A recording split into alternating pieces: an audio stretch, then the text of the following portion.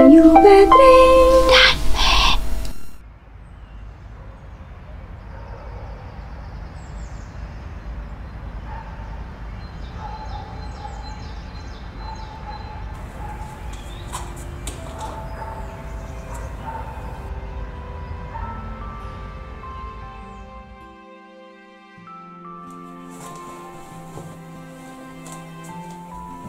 This is a big one.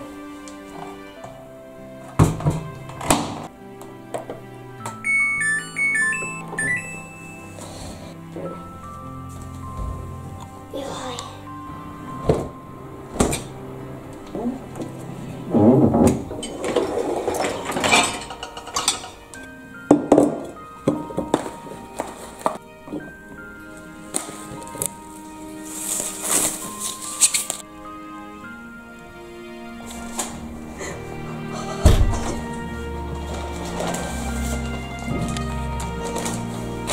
Thank you, Daddy.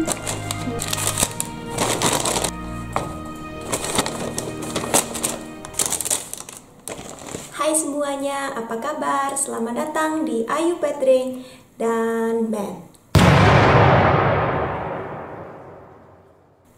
Untuk teman-teman yang baru join, selamat bergabung, dan biar tidak bingung, sebaiknya kalian nonton dulu bagian 1-5 dari cerita bersambung saya ini. Linknya ada di bawah di deskripsi video ini. Cerita hari ini dimulai ketika saya dan suami sudah pindah ke Singapura, bulan Desember 2006. Pada tahun berikutnya, 2007, kami sudah agak mapan kalau dibandingkan dengan keadaan kami ketika baru menikah dan tinggal di Hongaria.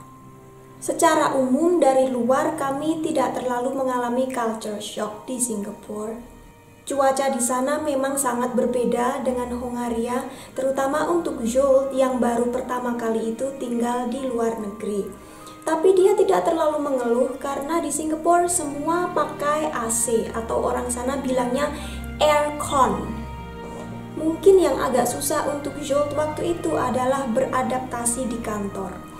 Untuk pertama kalinya dia bekerja di luar negeri di sebuah bank Eropa di bagian IT-nya.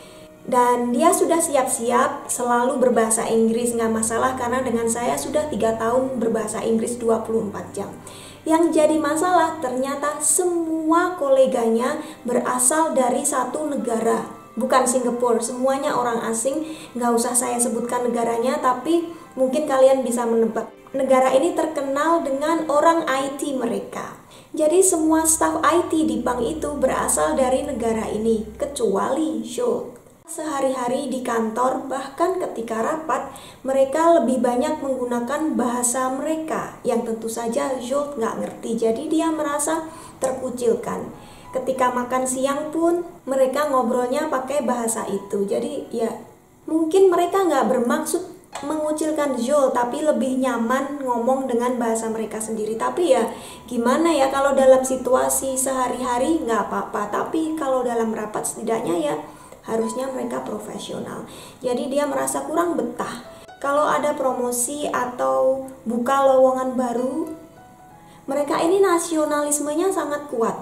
Jadi mereka akan mempromosikan teman mereka sendiri, ataupun kalau butuh pegawai baru ya orang yang dari negara mereka. Kalau dilihat dari sisi nasionalisme tentunya bagus teman-teman, mereka punya rasa nasionalisme yang tinggi. Tapi kalau dilihat dari sudut pandang pekerjaan, profesionalisme itu kurang bagus. Masalahnya di dalam resume mereka tertulis hal-hal yang bagus-bagus, prestasinya bagus, sekolahnya bagus, semua bagus. Tapi ketika orang-orang baru itu disuruh kerja, mereka nggak bisa apa-apa. Kata Joel begitu. Kalau mereka panggil nasionalisme, orang luar panggilnya nepotisme tingkat internasional. Jadi kalau sampai kalian bekerja di luar negeri atau di perusahaan multinasional, sebaiknya jangan dilakukan. Nggak apa-apa membantu teman dari satu negara, tapi tentunya mereka juga harus punya skill yang sesuai, biar nggak malu-maluin. Untungnya di sana waktu itu gampang sekali untuk Joel mencari pekerjaan baru. Karena kami permintaan juga nggak macam-macam dan dia secara fisik sudah ada di sana. Jadi perusahaan nggak perlu lagi membayar tiket untuk mendatangkan kami ke Singapura. Jadi dia mendapatkan kerja di sebuah perusahaan multinasional yang lainnya, kali ini lebih kecil. Jules itu lebih suka kerja di kantor yang kecil karena menurut dia lebih kekeluargaan, hubungan antar pegawai bahkan dengan bos pun lebih dekat, dan itu lebih bikin dia betah. Yang paling bagus menurut dia di situ benar-benar multinasional, ada banyak pegawai dari berbagai negara termasuk Indonesia. Otomatis semuanya juga pakai bahasa Inggris. Waktu itu kerjanya adalah membuat software untuk perusahaan-perusahaan klien, dan mereka ini biasanya perusahaan minyak seperti BP Tangguh, ini dari Indonesia juga, bahkan Pertamina dan perusahaan minyak besar lainnya di dunia, Shell, kemudian apalagi lah pokoknya seperti itu, Petronas juga. Secara keuangan seperti yang saya sebutkan di episode sebelumnya, gaji Jules jauh lebih banyak daripada ketika kami tinggal di Hongaria. Tapi sebenarnya pengeluaran kami juga jauh lebih banyak.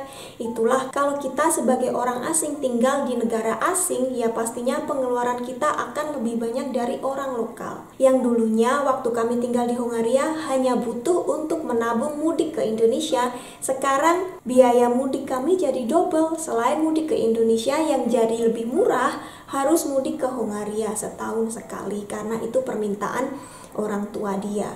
Kemudian ibu mertua juga datang ke Singapura setahun sekali, itu kan juga biaya lebih lagi. Semua itu merupakan harga yang harus kami bayar sebagai suami istri yang ingin mencari masa depan lebih baik, dan juga kami tetap sebagai anak yang masih harus berbakti kepada orang tua. Jules yang sudah terbiasa dengan transportasi umum di Budapest yang sangat bagus, di Singapura agak mengalami kemunduran. Bis yang menuju kantornya dari rumah itu hanya ada satu dan hanya datang setiap 20 menit sekali. Yang agak susah, jam kantor di sana kan hampir mirip, sekitar jam 5, jam 6 gitu orang-orang bubaran dari kantor. Dan itu semuanya pada naik bis yang sama itu. Jadi waktu itu setelah selesai ngantor, dia menunggu bis di depan halte di dekat kantornya.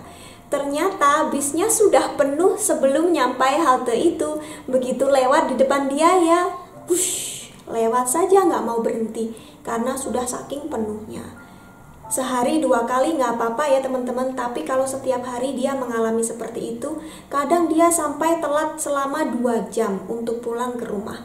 Padahal jarak rumah sampai ke kantor hanya 5 km saja. Kan ya sebel itu dia. Dia itu sebenarnya orangnya nggak neko-neko, pasti sudah kelihatan ya dari video saya sebelumnya, orangnya ya begitu. Nggak pernah minta baju yang bermerek, nggak pernah minta makanan yang macem-macem, makanya ya itu-itu saja. Dia juga nggak pernah minta gadget yang mahal-mahal, malah dia nggak suka sih sebenarnya, seperti iPhone, produk Apple gitu yang mahal-mahal dia nggak pernah mau. Maunya ya yang murah asal sesuai dengan kebutuhan. Tapi dia adalah penggemar mobil. Jadi dia merasa nelongso sekali begitu di sana, mau pulang saja harus nunggu selama berjam-jam. Mau naik taksi setiap hari ya mahal. Akhirnya dia minta mobil.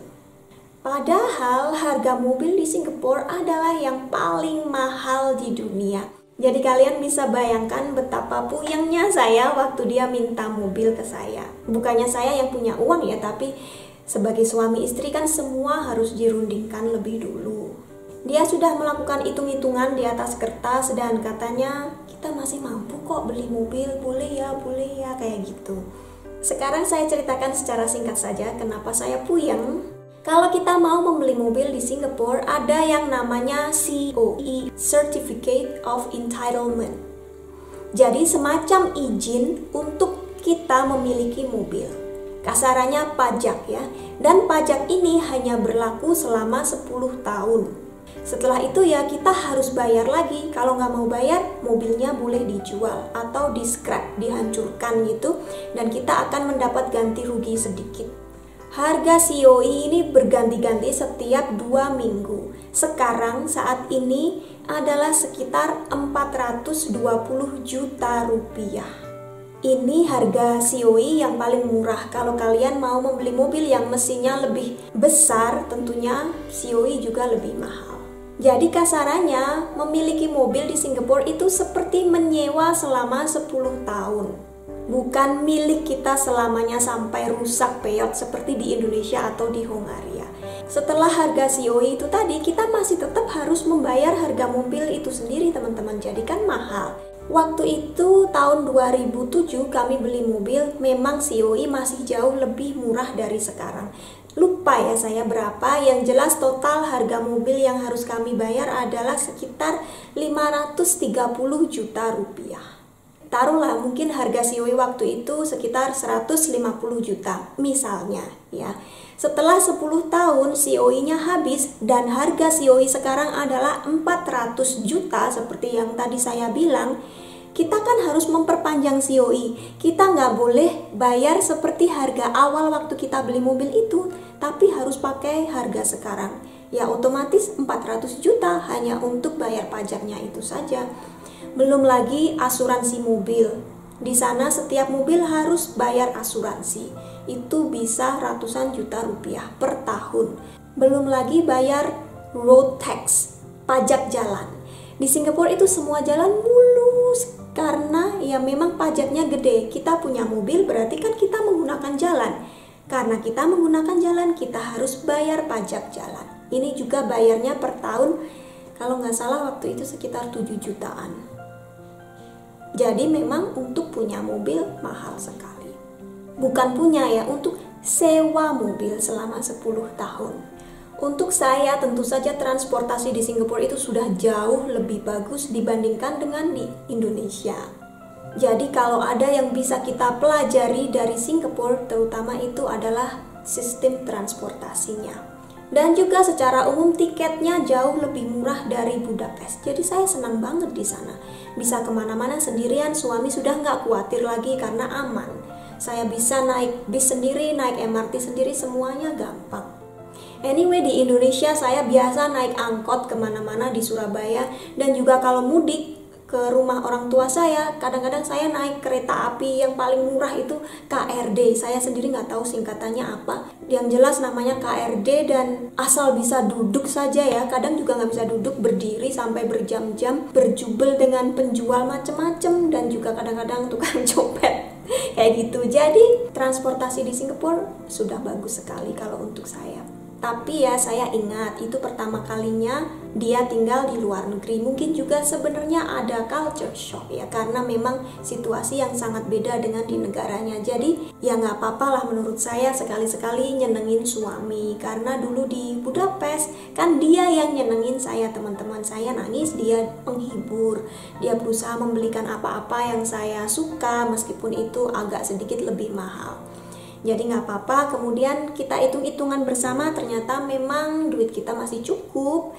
Jadi kami membeli mobil pertama, bukan mobil mewah, mobil biasa saja, tapi untuk kami, terutama untuk Zsolt, itu sangat membuat dia bahagia. Pertama kalinya dengan hasil jerih payah sendiri, bisa beli mobil sendiri di negara orang. Jadi begitu teman-teman, namanya hidup rumah tangga, kadang-kadang suami ngalah, kadang-kadang istri ngalah, kadang-kadang dua-duanya ngalah demi kepentingan bersama.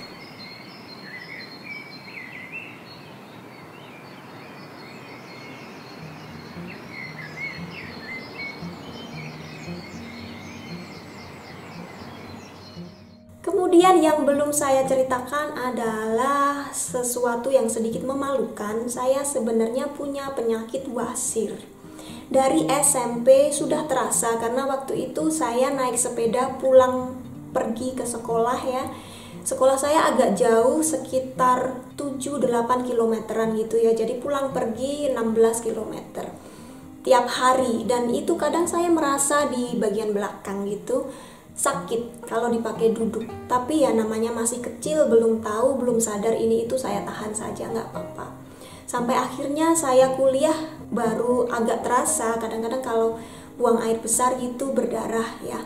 Dan itu saya periksakan ke dokter, ternyata memang wasir, baru stadium pertama. Ya sudah, berusaha saja minum air yang banyak, makan makanan berserat, tapi memang dari keluarga saya, dari kakek nenek saya itu banyak yang punya penyakit wasir. Jadi mungkin memang ada sedikit faktor keturunan ya. Mungkin bukan penyakitnya itu sendiri yang turunan, tapi kan itu sebenarnya pembuluh darah yang bengkak, atau kadang kalau sudah parah pecah karena itu bisa berdarah.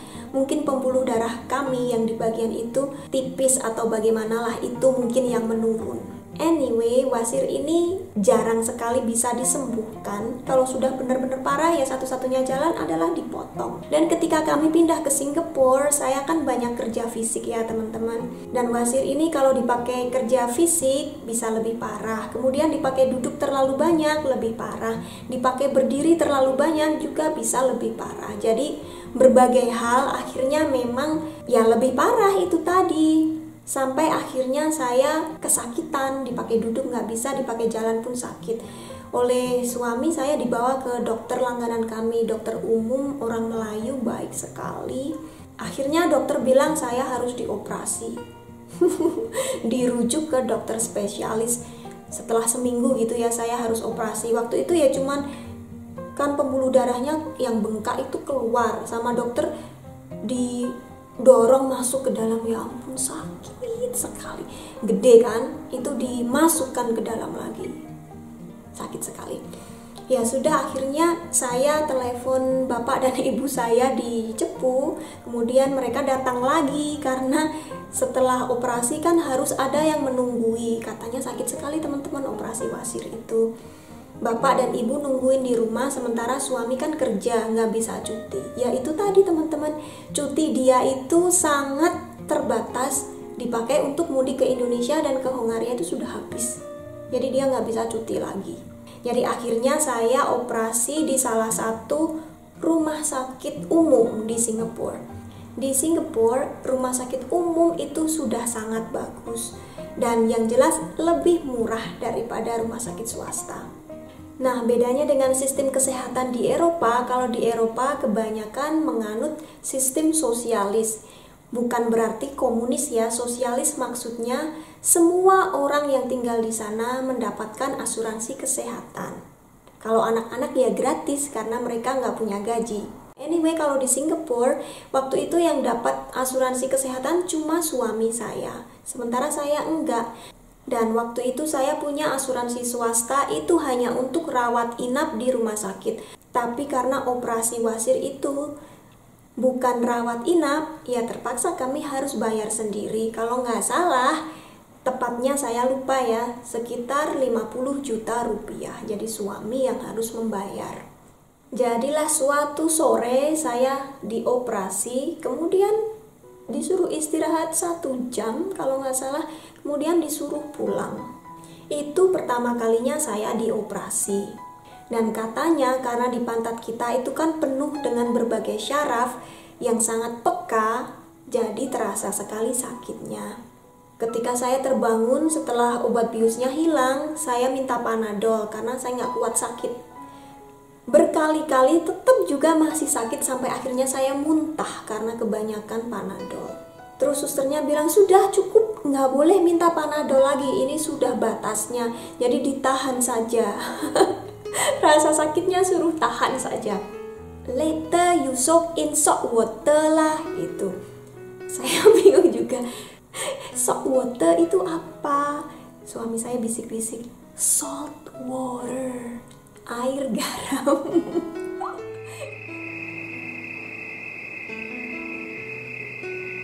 Jam 10 malam, sudah gelap sekali. Suami belum hafal jalan-jalan di Singapura dan belum punya GPS. Bapak saya yang memandu kan. Bapak saya sendiri juga buta jalan-jalan di Singapura. Akhirnya kami nyasar-nyasar di dalam mobil, sementara saya, waduh sakit sekali, kok nggak nyampe-nyampe rumah, kayak gitu. Masih untung karena bapak dan ibu ada bersama saya menemani sampai seminggu atau 2 minggu, saya lupa. Karena besok harinya saya nggak bisa jalan sendiri. Untuk duduk pun sakit, apalagi jalan, apalagi untuk buang air besar. Wah. Rasa sakit yang semalam itu muncul lagi dan bertambah 10 kali lipat rasanya. Karena kan masih luka ya teman-teman, kemudian harus buang air besar itu pokoknya nggak bisa diceritakan dengan kata-kata. Dan setelah itu mungkin rasa sakit itu mempengaruhi otak saya, sepertinya terprogram gitu di pikiran saya, kalau kamu buang air pasti sakit. Akhirnya saya nggak bisa, untuk pipis pun nggak bisa keluar teman-teman. Berkali-kali saya mencoba nggak bisa, seharian itu saya nggak bisa pipis, sampai perut saya buncit seperti hamil. Kan saya harus minum minimal 3 liter per hari setelah operasi, karena kalau nggak akan susah untuk buang air besar ya. Maaf cerita hari ini agak menjurus ke bagian-bagian belakang yang kotor ya, tapi ini cerita saya seperti itu, pengalaman tinggal di negeri orang. Jadi ya minum banyak sekali sementara nggak bisa pipis itu rasanya sakit sekali. Bapak dan ibu saya ikut panik karena nggak tahu harus gimana di negara orang. Saya telepon suami, ya waktu itu sudah mampu beli telepon sendiri, nggak kayak waktu tinggal di Hongaria. Sambil nangis saya, aduh ini gimana, harus gimana. Suami saya juga bilang kantor dia itu jauh, setengah jam untuk pulang ke rumah. Dan sudah gitu harus ke rumah sakit lagi, jadi dia panggil ambulans untuk datang ke rumah. Dia nggak mikir ini di Singapura, kalau panggil ambulans bisa-bisa biayanya mahal sekali. Ya sudah, yang penting ada yang nolong gitu pokoknya. Akhirnya ambulansnya cepet datang dan saya dibawa ke rumah sakit terdekat. Suami ngikutin dari belakang waktu itu. Saya digotong karena sudah nggak bisa jalan. Dan tetangga saya pada keluar untuk melihat ini ada apa, ada ambulans datang dengan siren yang meraung-raung gitu. Saya sendiri juga meraung-raung kesakitan. Dan kemudian para petugasnya itu baik sekali teman-teman. Mereka berusaha menenangkan saya, anak-anak muda ya. Ada yang bisa bahasa Indonesia, bukan bahasa Melayu lagi, beneran logatnya sudah bahasa Indonesia, tapi saya yakin dia orang Melayu.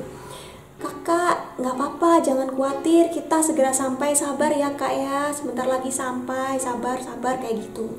Di rumah sakit langsung saya dimasuki kateter untuk pipis dan baru di situ bisa pipis, diukur banyak sekali, hampir 1 liter kayaknya. Saya lupa tepatnya lah ya, sudah lama sekali. Ya pantesan perut saya buncit seperti itu, karena memang sudah banyak di dalam. Kata dokternya kemungkinan ini sugesti saja, karena saking takutnya saya merasakan sakit, jadi otomatis di sini sudah mengunci gitu, nggak bisa pipis. Setelah saya istirahat sebentar di rumah sakit itu, akhirnya saya boleh pulang. Saya lupa berapa biayanya waktu itu, tapi murah sekali teman-teman. Jadi untuk memanggil ambulans di Singapura itu, kalau dalam keadaan darurat sebenarnya gratis. Yang harus kita bayar hanya servis dokter dan mungkin kalau ada obat-obatan itu saja. Setelah itu situasi di rumah tangga kami agak tenang.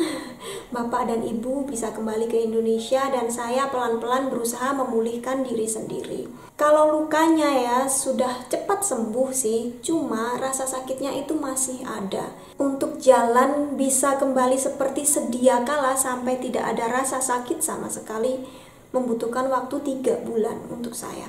Jadi teman-teman jaga kesehatan, jangan sampai terkena wasir seperti saya. Di Singapura saya tidak kekurangan teman, banyak sekali orang Indonesia di sana. Jadi ada berbagai mailing list orang-orang Indonesia yang tinggal di sana dan saya join di situ. Dapat teman dari situ. Kadang-kadang bikin kopdar, saya ajak suami saya ke situ kenalan dengan orang-orang lain juga.